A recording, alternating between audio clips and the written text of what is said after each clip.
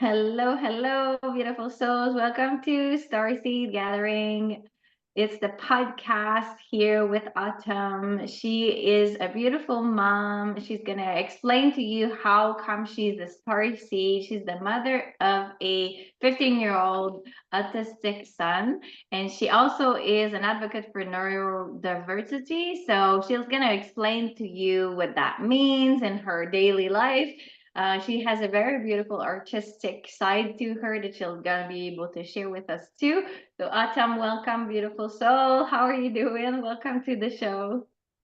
Hi, Annabelle. Thank you so much. I feel so privileged to be able to be on here with you and just to share more. And you've already helped me clarify, a title for myself, which is sometimes so hard to define. But yeah, my role as mother to my son Liam, who's here with me, um, has been a really defining moment, experience, journey in my life that led to my awakening, in fact, and continues to help me evolve and grow and learn and be here to serve others. Mhm. That's beautiful. Yeah, and it's so interesting. I feel because for those that have been following the Starseed Gathering podcast, we have so many different types of starseed and people that they're like, well, I think I'm a starseed. I'm not sure I'm a starseed. So it's good to kind of see different facets of how awakening can happen because each one of our souls have decided to awaken in different, very different way. For me, it was very trauma related. It's not everybody like that. So please share a little bit about like how it happened for you. We want to know. Yeah. Well, I love this. So when I look back at my life, there were several awakening like steps that happened. And the starseed awakening was actually the most recent one, but there was an awakening to universal consciousness, which happened with my son and me in 2012, which I'll explain a little bit more of. And there was an awakening to unconditional love that happened with my experience as a young adult around 1920, where I actually was involved in church and youth groups and kind of understanding the Christ consciousness at that time, and then expanded beyond that. But I see those stages in my awakening and how everyone kind of built on the next for me. But when it came from to my son, I had a daughter who was developing right on schedule. In fact, advanced at some point. She was like talking at 11 months old and doing all the things and wearing her mom out by the time she was 15 months old. And my son came along as a second child, and he was delayed and slower, but she was so advanced, it was kind of hard to tell if that wasn't just his normal or whatever. But we started seeing some signs of autism around even 9 months of age, where he started to crawl, but he would turn objects over and just look at the back of them. And he wasn't really engaging like my daughter did at 9 months and 12 months and 15 months. And we just saw this like different. At that time, you're scared of different because you aren't familiar. It's hard enough being a new mom. And then you're like, okay, I got this down. I understand my daughter, how to raise her, how to be with her. And then, okay, I thought I would be doing something similar. And now it's a whole different journey. So pretty soon he was diagnosed with autism. And I felt this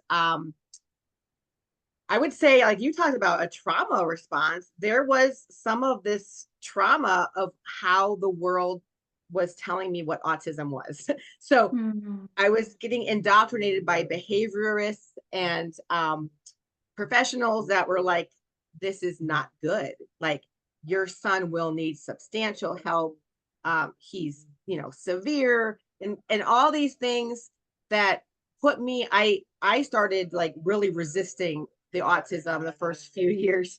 I um i was looking at every diet that could heal him. I was looking into modalities and supplements and trying to get at the root problem of his autism. Could it have been vaccine related? Could it be leaky gut? So we were tackling those things. And I did a lot to support his body, but it was from an energy of like, you can't be autistic, forever. I have to help you shift out of this. And so I was in this like intense recovery stage, and it was not a fun place to be because it was resisting what is a lot Mhm. and not appreciating my son for who he was. But then I actually fell into a play program that was actually focused on recovery. The idea was, let's play with your kids so intentionally that we change their brain structure, and they want to be with you more and talk and relate. And so I was like, this sounds good. But my intention of even doing that program was recovery, right? So it was still, I'm going to play with you and love you, but I have an agenda. Like, I'm going to make you neurotypical. That was kind of the gist, the underlying of the program. But what happened was it taught me to drop my judgments. So one of the things this program taught, if you're going to connect with your child, you're going to do it soul to soul. And you're not going to do it mother to child, and the child has to behave in a certain way. So we created a playroom where it was just like they were all yeses. You go into a playroom, the kid can't mess up, the kid can't make any mistakes, and you just play, and you try to expand. And so if there's a action that you can do, try to get your kid to say it so that you can lift them or give something to them and be involved in their life. And it was during doing this with my son that I started to drop judgments, and I started like to really marvel at what he was doing. I'm like, if I'm not looking at, he would turn things over and play drums with things and stuff. And I was like, what's wrong with this? The part of me started, why was I judging this? This is beautiful. So I would join in with him. That was the idea. We'd join in and do the same thing. And so we did this for 3 years straight, actually. We had some helpers that helped us at the time too, and speech therapists in the playroom with him. And I got to know my son by playing with him and really enjoying it, but he wasn't necessarily progressing out of his autism. He was just more joyful. He was playful and joyful. And I got to this point where I started to just really enjoy being with him. And I let go of the agendas. And I was in the playroom with him in the spring of 2012. And we started doing some kind of drum thing, and he was really excited and happy, and just this little 4-year-old, who didn't speak. He could go, ah, that was the extent of his language. And I learned how to intuitively read his signs and kind of understand what he needed a lot from just him not speaking. So that's something else I want to touch into.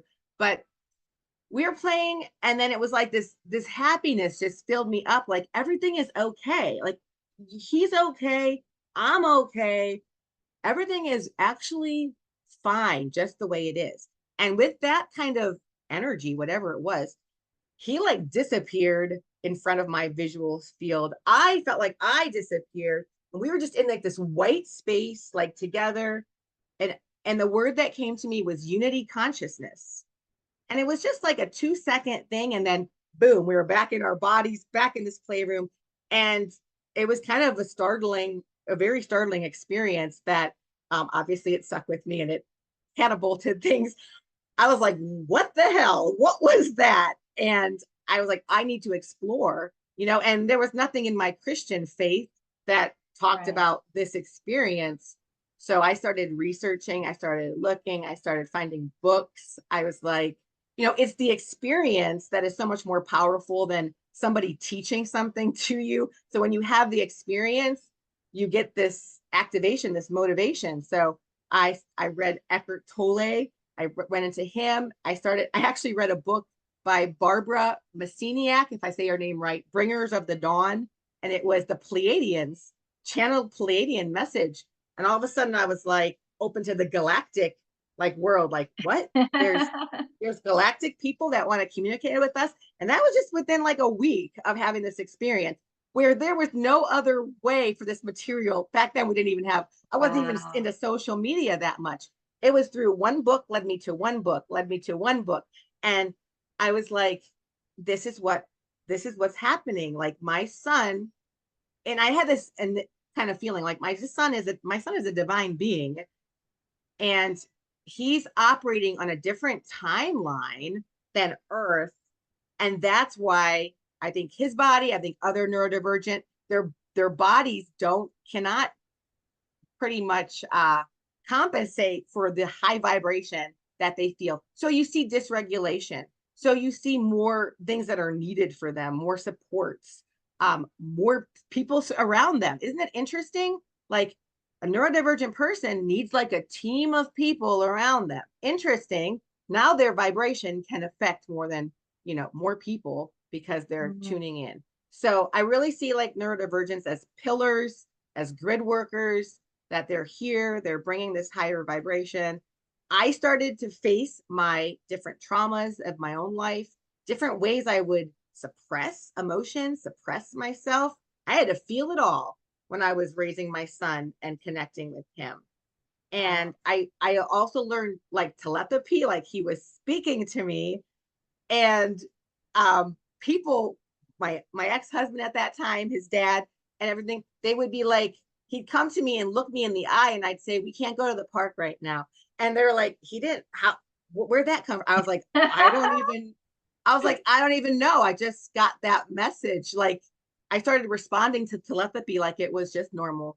Oh my God, And this is so and beautiful. there and part of the telepathy that my son early on, he would kind of communicate like, I need art, I need the visuals, I need these activities that you do with me.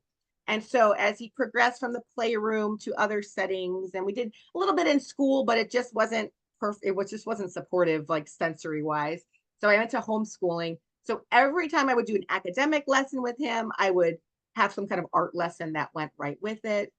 And then when I went through my starseed awakening, and this is, well, let me backtrack before starseed awakening. So I did channel a book, which is called Heartwork Meditations on Conscious Community.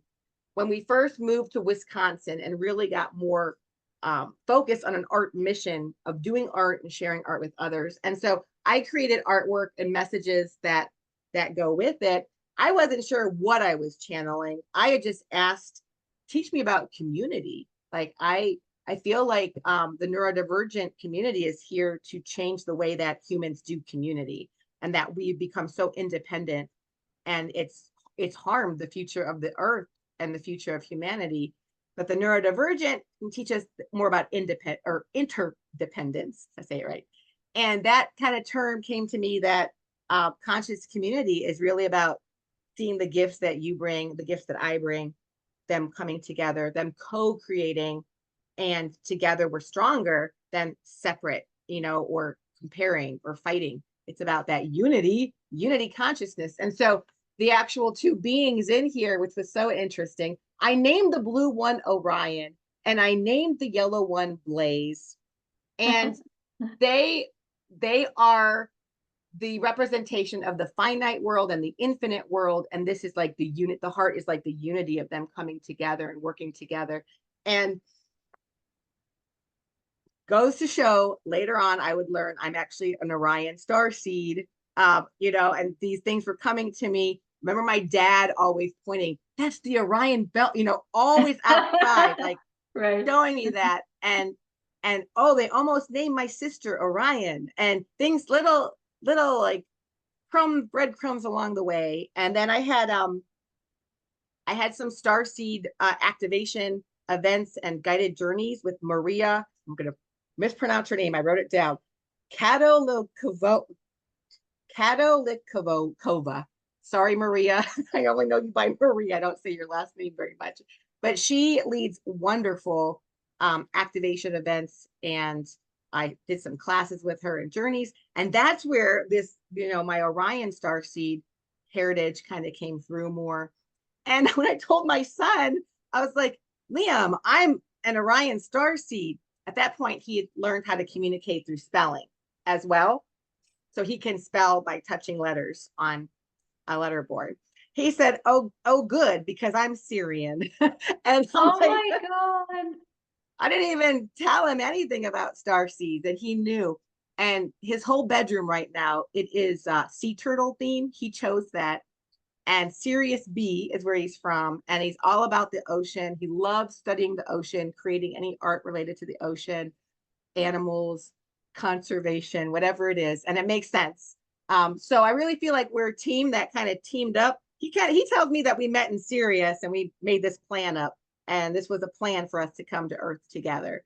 and that I'm here to heal a lot of my Orion trauma, because Orion apparently is a hard place to to be. So Yes, and definitely. I also have I've had some guided journeys, other people, other meditations where Andromedan guides have come forth, and they've told me that they help me with creativity, that Mm. they bring a level of just unlimited potential and possibility that you can access through the arts. And that's really, it's the energy behind that, the energy of expansion, that why we love art, why we do art, why we teach art. Oh, wow. This is so beautiful. I'll take a I breath. also, yes, do please do. I also have lifetimes in Orion, so we might have that there. Who knows? And Awesome. yes, it was very traumatic what we experienced in Orion. For me, I'm very visual, so now I was not when I first started to have gifts and things like that, but in the last few years, and I've had, my guides showing me why, for example, I have chosen not to have children in this lifetime, and what was happening with the women that were actually trapped, like the beings that were actually used for being hybridized with other beings, and that was very traumatic for a lot of us. So I'm not going to go too much into details in this podcast. If you're wanting more information in Orion and whatever happened there, please comment below so we'll go into that more. But this is such a wonderful story. I'm very in awe that your son knows that he's Syrian, that and it does make sense. I have a friend of mine who she's in the UK, and we recognized each other's soul a couple years ago, and she's also a star seed, and we know we came, even if we're not in the same place physically, that we came together for a common mission. And it just creates such a powerful energy when we are together, that I can't imagine what you're creating with your son. It must be amazing. Talk to us about a bit more about the arts parts of everything, and how that's Yeah, kind of been born into who you are and your work and everything. definitely. So, when I was younger and our inner child, comes forth, we used to color and create a lot. And as you grow up, you kind of lose touch with that unless really make it part of your leisure activities, or it's a profession or something. Sometimes the benefit of arts can kind of fade away over time, right? And so I kind of had that kind of fading away, and I was dealing with just the different traumas, I think, of life that were coming up. And I was newly divorced. The kid's dad and I just we weren't syncing, and it wasn't going to work for a future. And so we made a amicable, kind of closure, this completion of this relationship, and we're still friends and everything. But that was a hard transition to all of a sudden, I've been married for 15 years and now I'm not. And I'm getting used to this new identity, right? And so I went back to art as like a healing, like a mechanism when I was feeling intense emotion. And I felt like my guides were really there for me, helping me. And that's where my heart work kind of came through. And I was like, this is really healing. And then every time I was with my son and we were creating something, he was just so joyful and happy and thanking me. And, he's always like, he needs some prompts, he needs ideas, he can expand upon them, he can make choices. If I just give him a blank canvas, he might not be able to create something. But with me, as like where the interdependence comes in, like he helps activate my creativity, and then I bring it, and then then he gives these ideas, and then this. So it's a lot of collaborative art with him. So it's an experience. And I know so many parents who feel so disconnected from their autistic loved ones because they're so different. They like different things, they do different things, they need to do different ways to regulate. They don't speak. There can be this gap where you feel this distance between your loved one, but they really want to connect with us and to find that. So we found art as something we both could do. We both can do this together. We can bring our gifts, combine them, and co-create and make something beautiful. And in the midst of that, we're showing how I've got a pretty much neurotypical brain, though I don't know. Sometimes I feel like star seeds, we are just neurodivergent because our brain can open to the galactic realm. So I've got what you would call earthly neurotypical brain, but I, obviously my crown chakra can do some wild stuff.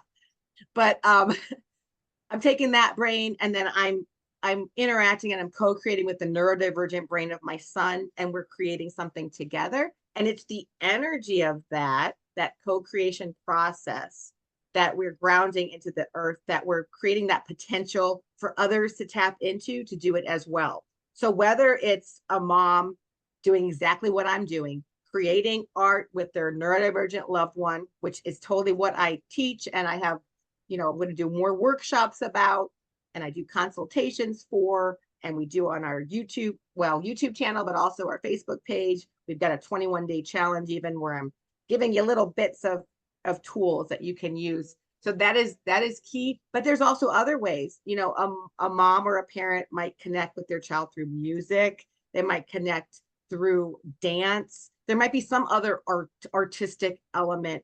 And what I like to refer to the art as is beyond language. So something that you are doing with your loved one that does not require language, especially if that's a weakness of your child, verbal language, finding that modality that helps you connect soul to soul with them, whatever it may be. There's many different arts that you can explore, and art is so like versatile to me. There's so many mediums. Like you can be doing paints with, brushes, or you can be doing your fingers, or you can be doing crocheting, or whatever it is that your child or you gravitate towards. But it's the connection. It's taking the time to be there, to tune into your child's energy, and to realize that I really do believe this with the whole twin flame thing. A lot of times when we're twin starseed flames, whatever you want to call, they're an aspect of you. Like my son is an aspect of me, and I'm an aspect of him. And so we're tuning into each other, and we're bringing the full aspect to earth. However it happens. Some days I'm cooking something creative in the kitchen, and other days we're doing this 100 miles of summer challenge. So we're walking 3 miles, right? But there's an energy of us together. There's an energy of co-creation that we bring forth.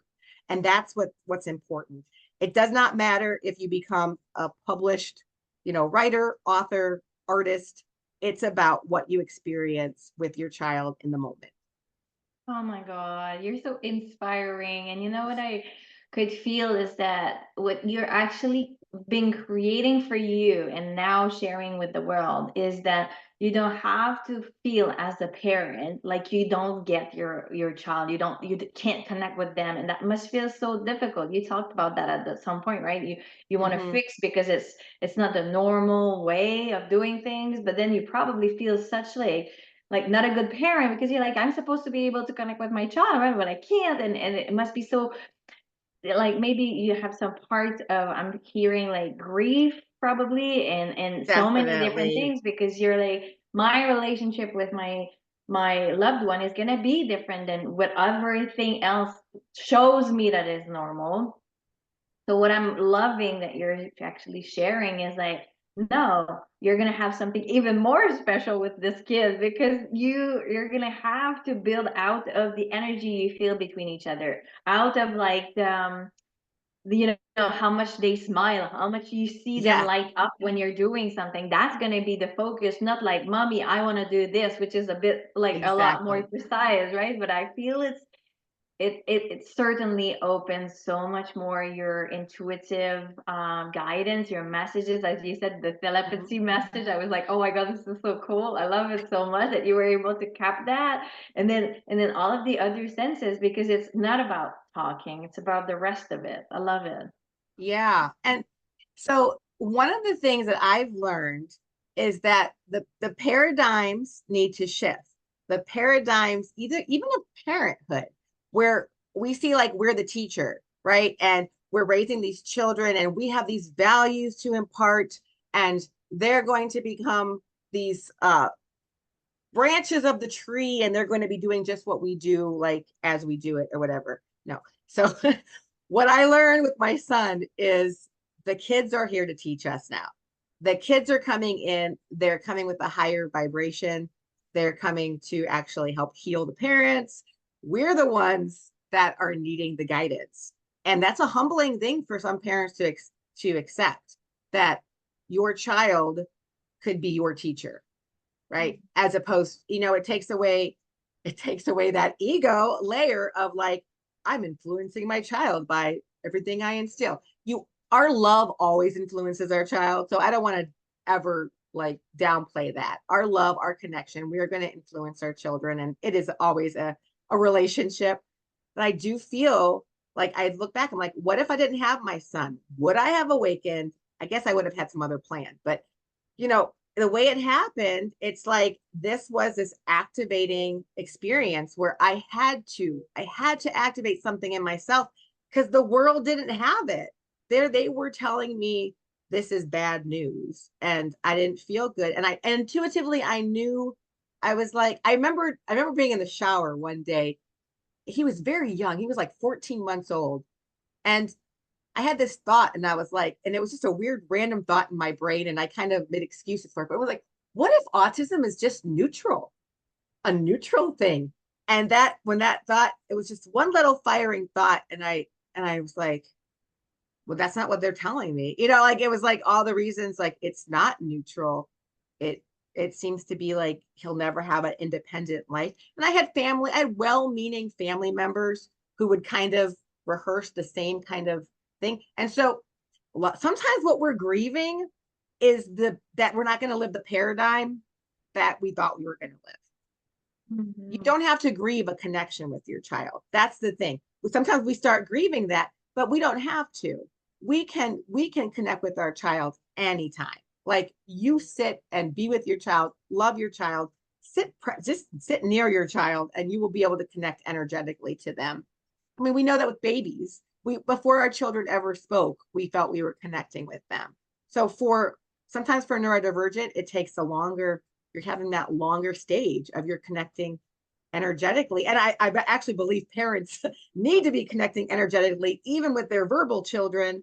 I have to connect with my daughter who's highly verbal. She's mad about something, but I feel the energy that she's really hurt, and so I'm connecting to the hurt, and I let her words fly, and I say, can we talk? I want to do something later. We'll talk later about, I can see that's an upsetting situation for you. So tuning into the energy is such an important aspect of being a parent in general. And it's like amplified when your child is neurodivergent. They're more energetic than they are like you, I guess, like in your sensory system. So I can go into a building, an art museum. Let's say I'm going to a mall or an art museum, and I can filter out the sensory input and have an okay experience. Though I have noticed I'm more sensitive the more I awaken, the more I'm like, crowds are like, they're just not my thing. I feel the energy, right? More. Um, but my son gets totally overwhelmed in those spaces. And he communicates that to me, telepathy, and also with communication on the board. He will tell me, I don't like it, or I can do it in a small period of time. So 15 minutes in this place, Right. and then we leave. I remember being judged a lot when he was younger, when I would actually leave places. Like, you should make him, Oh, tolerate it. But I've never felt that way. I've never felt that I should not be anything but 100% supportive to my child's body. And that is something that you'll get haters or you'll get judgment for as a parent. I just got to put that out there. If you 100% support your child, others will judge you because they don't understand. It's not trying. It's like they think they're missing out. They're like, he's missing out. He only spent 15 minutes here. He's like, thank God it was only 15 minutes here. Now I can go to an environment that feels good to me.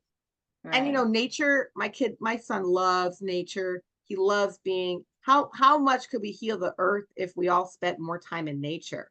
Right? We brought our energy to the forest and to the rivers, and and connect with Mother Gaia through that connection of being present instead of the crowded malls where Exactly. it might just be about consumerism and dopamine hits and who knows. So I definitely feel that there's been grief, and I do grieve. As the older he gets, there's natural grief that happens when you're like, well, he needs someone with him, so that means I can't go do this easily. I have to get a helper. But you have to process it. You have to face the grief. You can't bury it. You have to face it, and you have to process it, and you have to say, that's the trade-off. That's the trade-off that I've chosen for my awakening, for my evolution, for my impact in the world. Okay, if I have to get a helper to watch my son so I can go on a date or go to an event or whatever, and he can't go with me, okay, that's what I'm going to support him in that way and support myself so that I can get out of the house sometimes and he doesn't have to be overwhelmed. And some Right. kids like to wear, like you're wearing, some kids have modifications where they can wear the headphones. My son doesn't want anything on his head. So I'm like, until you want something on your head, we have to modify things, which is fine. And I've learned, like, that's another thing through art, like flexibility.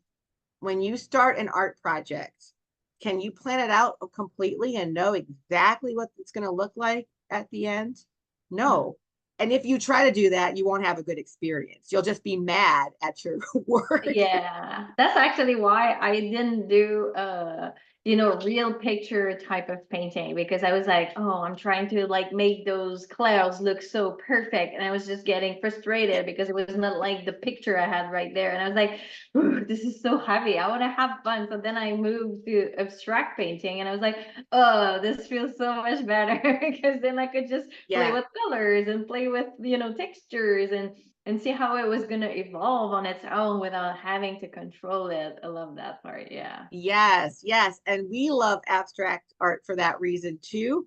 And then sometimes what we'll do is we'll combine a little bit of abstract in with something that has structure. Like he'll decorate a butterfly abstractly, and then we'll put it on a greeting card that has, some grass and stuff that we're going to paste on together. And that way it has like both elements, like the freedom and then a little bit of structure that helps ground us. It, if that's what serves you, then you find what serves you and you do that and you touch into that, because not everyone is meant to be a realist, which are the ones that try to make a painting look exactly like it, and we're amazed by them, right? And they're the ones that usually sell. But I don't know, I saw that there's that scribble artist that made some scribbles and it sold for like millions of dollars. So you're like, hey, all right, my artwork could sell someday, and I think for our kids, I don't think it's out of the realm of possibility that they could make some really awesome art, that someone feels into the energy and wants it in their house. And guess what? You've just generated more abundance for your family, for your child, through their talents. So that's not out of the realm of possibility. I've seen many autistic artists really flourish. So that's why we kind of renamed our studio. It used to be called Thriving Heart Studio, and then it got an upgrade to Awakening the Artists, because I really Oh, want to wow. help awaken just the idea, like, I could create art. I could be mediocre for a year or two and then I could be really awesome, but I could enjoy being mediocre just as much as being advanced. But usually the more we practice something, the better we're going to get. It's just the tendency. So, and it's also just one thing I wanted to talk about with growth and expansion. We're kind of primed as humans to grow and expand. And so when you do this with your neurodivergent loved one, you're just doing something that's very human, very natural. Like, let's expand by doing art together without an agenda that it has to be perfect or it has to look a certain way. I know when my son started, it could be a 60 seconds where he created with me. So sometimes now he can sit and do 30 minutes or 45, but it wasn't always that way. So I also want to encourage parents, like, any small step you make in the direction of creating together can be really positive. Beautiful. Oh, you touched upon so many different beautiful things. I've always been super hypersensitive, and I know it's my star seed. Like, even if I didn't know, when I was adolescent and I couldn't be in a mall, I would start getting busy and I would be like, oh, I didn't like the lighting. It's just, and then I would be the only one of my friends be like, I'll be waiting at the bus stop. And then Yeah. it would be like, what? I'm like, I don't even have fun here. I don't like to be here. And I don't even want to buy all of those things that you're talking about. So I'm going to go home and thank you.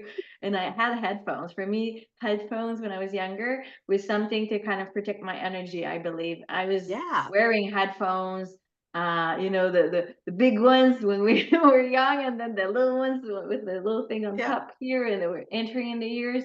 I had that for years on during school time because I remember I'm very sensitive to sound. So like the sound in like the common area at school, I didn't like it. So I had to put something on. Or if I was like at the bus and people were laughing really hard or speaking very loudly, then I had always that on. That's so funny. So we're, those Yeah. That's senses that we have, they are there for a reason. And I mean, obviously, I think it's when you awaken to your gifts and you're like, oh, that's why I'm so sensitive, because then it's easier to connect with souls like you or like my son or whatever, because mhm, I can feel a lot more. So there's a reason why those senses are that's different, right. and more expanded for some of us. And yeah, art is such a beautiful thing. I also used it for my a part of my dark night of the soul. I was painting. I would do that every weekend. Just okay, I'm going in the basement. I'm gonna be back. I don't know when. And I wouldn't eat. I would just drink a little bit of water, and I would spend hours creating, and it was just so healing. So I can definitely feel that doing that with a child to make a connection and just create is just such a beautiful gift. I love that. Please tell us what you do, like more concretely. If people want to connect with you, you talked about your book that you shared, so we'll put the link for that. But a little bit more about your services and how you support people through your business. Beautiful soul. Awesome. Thank you. All right. So I've got right now we have a Facebook page, Awakening the Artists, and I share tips, I share videos, I share a lot of free resources. I actually made all my workshops. I have these video workshops you can watch. They guide you through how to make different projects. Um, and those are all free right now. So if you go to my website or well, they're all on YouTube, so they're on my YouTube channel or YouTube channel as well. You can watch those video workshops and get some tools, and always just to have like sometimes you just need inspiration. You just need a prompt or whatever, and then you're like, okay, and then you kind of get your own creativity going, like you said, and then you're going in the basement, you're having fun, you're doing your thing, and you just might need like a little ember, a little spark. So we try to help spark others toward using their own creativity in that way. I also can offer a creative consultation, I call it. If you're wanting to create art with your neurodivergent loved one, you're not sure where to start, or you want to kind of talk about their sensory system, I can kind of tune in and see and give you some tips, and we'll brainstorm together how you could start, how you could try. And a lot of it is your energy, like getting in a place where you want to create, where you enjoy creating, and bringing that energy to the connection with your child. So we can do that in a one-on-one creative consultation.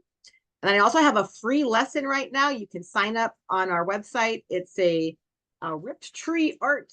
I'm going to show it. Liam made his. Kids can just create a watercolor background, and this practices the ripping paper skill.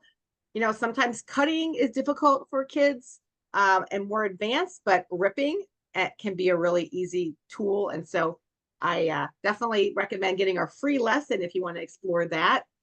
And all of our lessons come with like reflection questions and thought questions. So if your child is like mine, where they're able to communicate on a letter board, you can ask them, like one of the questions with the tree craft is, what do you admire most about trees?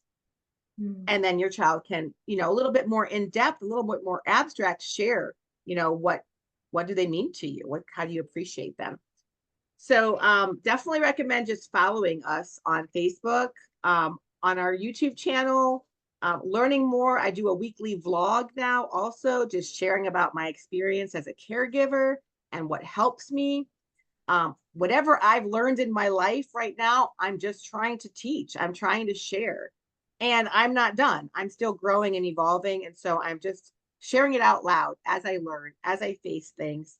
I will not paint it all as rainbows and unicorns. It can be difficult at times. And I really feel like you mentioned like the grief loneliness, things that caregivers kind of experience.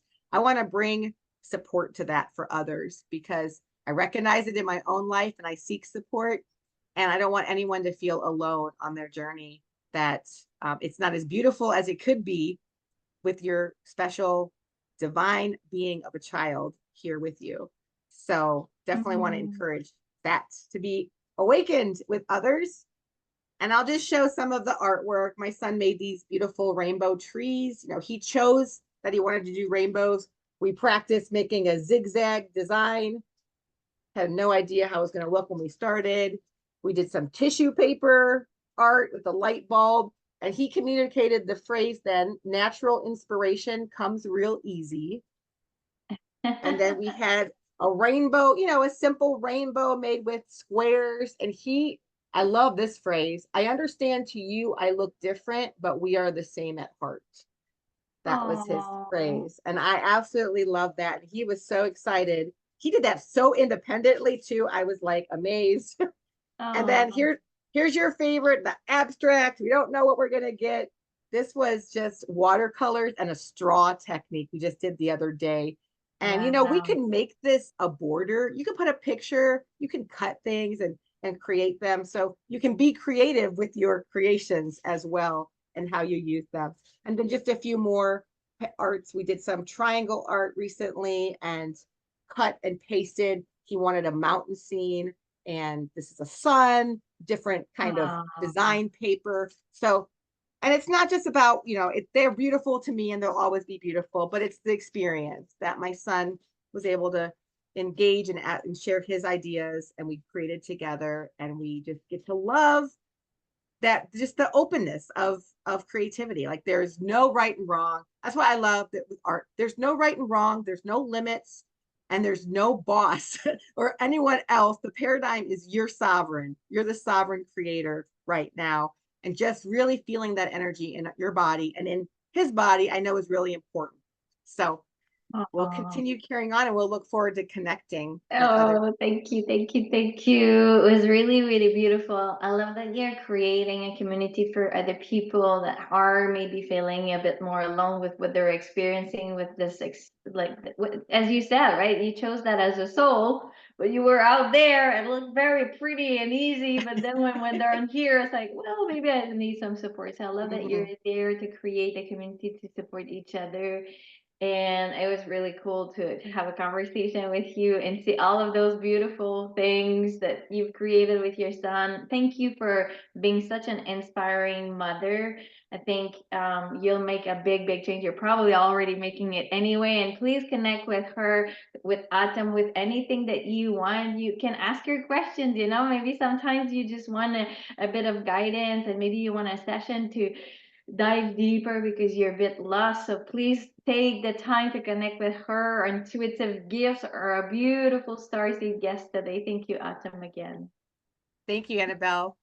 Thank you so much. I'll see you in the next one. Bye, everyone.